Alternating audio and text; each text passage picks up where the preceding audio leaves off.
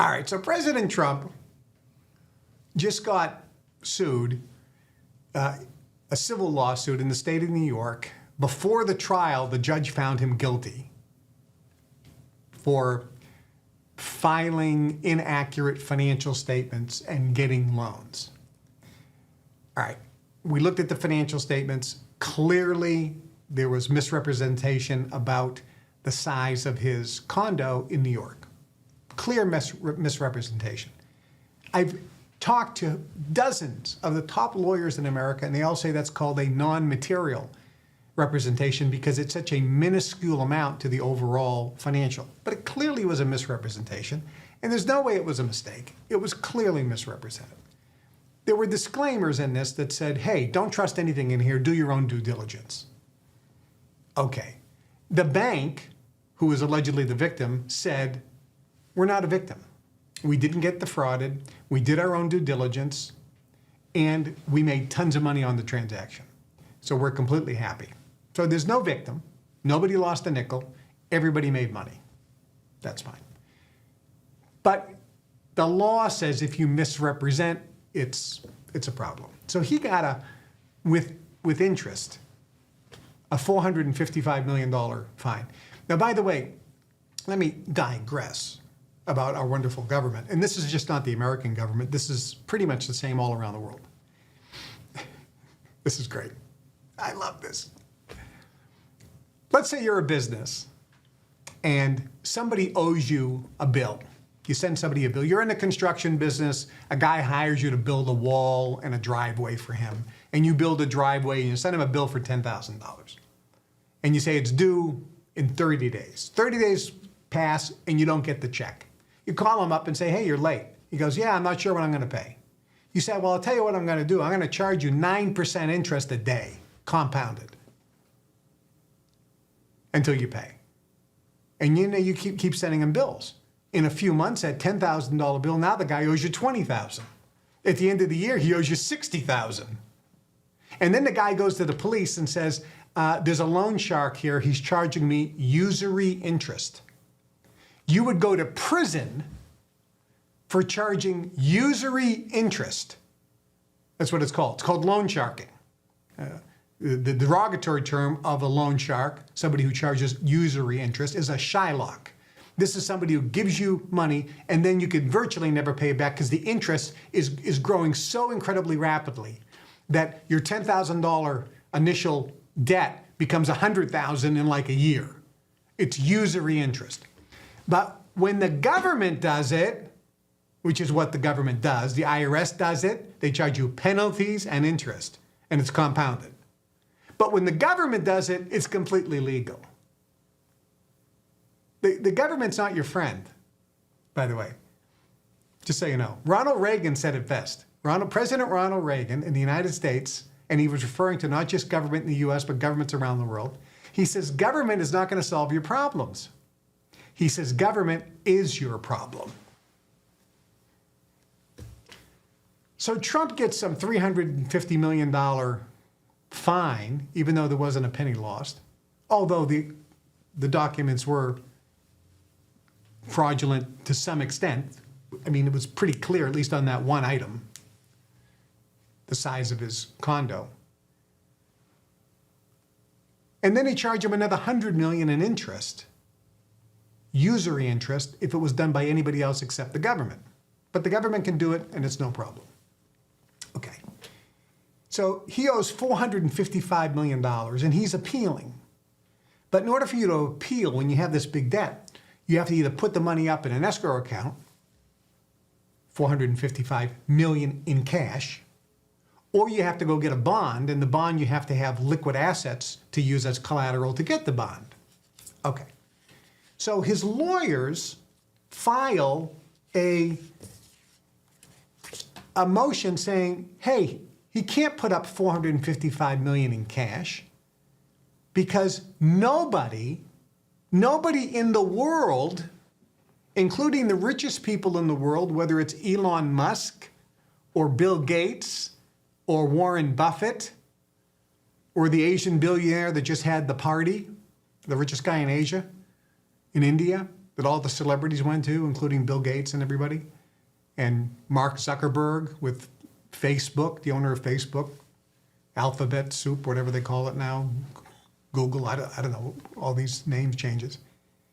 But the lawyer for Trump said there's nobody on planet Earth that can write a check for $455 million, even the richest guys in the world. Jeff Bezos, who owns Amazon, worth $150 billion. He can't write a check for $455 million because nobody is that liquid. Which is true, because their wealth is tied up in stocks and real estate. They can't sell it. Now, the reason I bring this up is because the world has changed in the last 150 years. If you go back to 1900, 1910, 1920, 1930, not just in America, but around the world, there were wealthy people.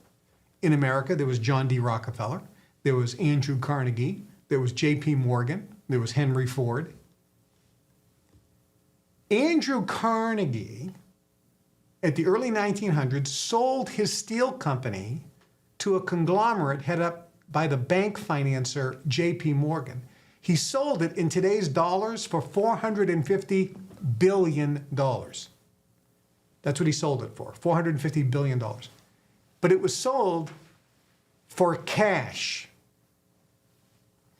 Andrew Carnegie had in his bank account $450 billion, not million, billion, in cash money.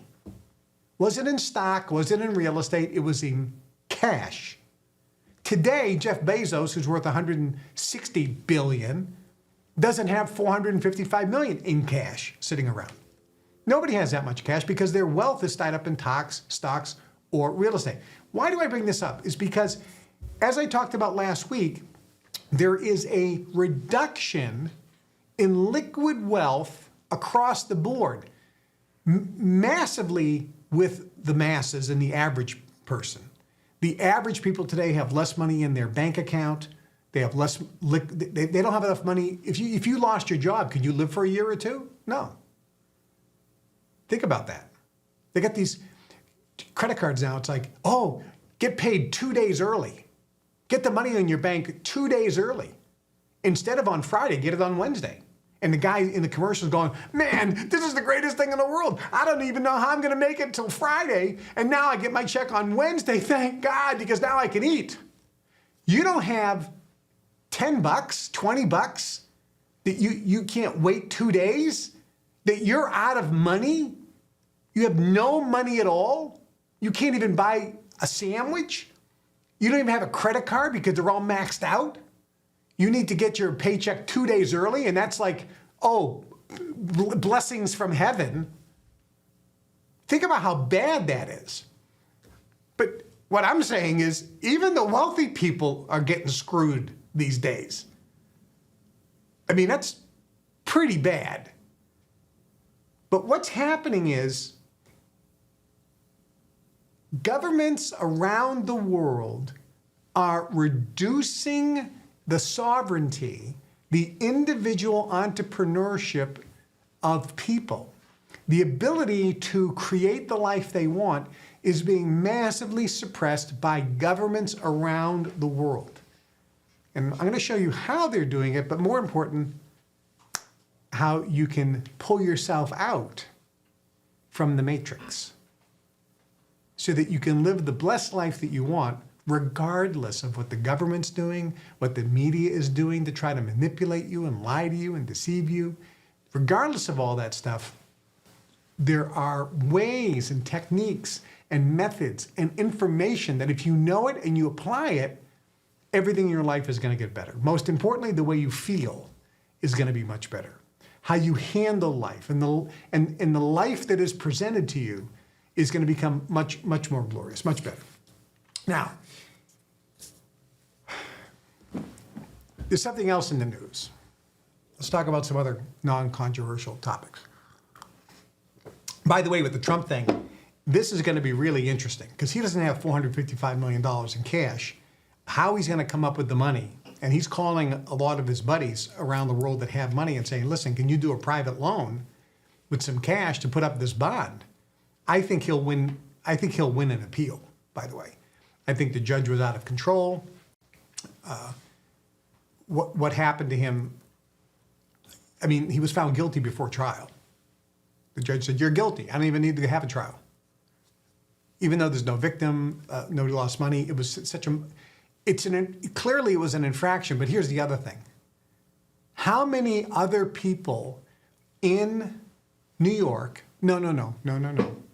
How many other people, how many other real estate people, how many other business people around the world present financial statements to banks that if they were looked at in the same way that Trump's were looked at, the same thing would be found, some misrepresentations of assets.